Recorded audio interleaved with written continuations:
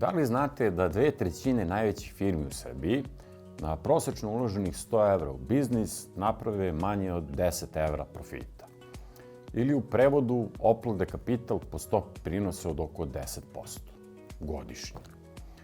Ovo su rezultati analize bilansa svih velikih i srednjih firmi u Srbiji u 2023. godini.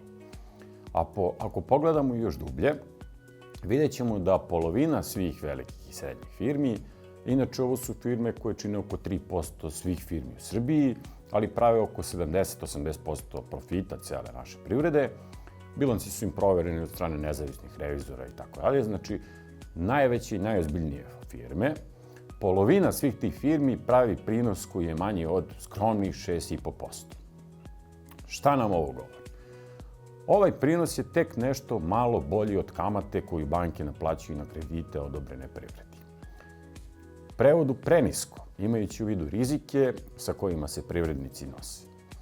Banke odobre kredit i to je to, uzmu 6,5%, firme uzmu taj kredit, vode biznis, rizikuju i na kraju zarade tih istih 6,5%, taman toliko da plate kamatu.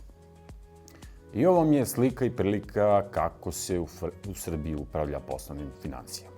Ukratko, novac ozbiljno curi.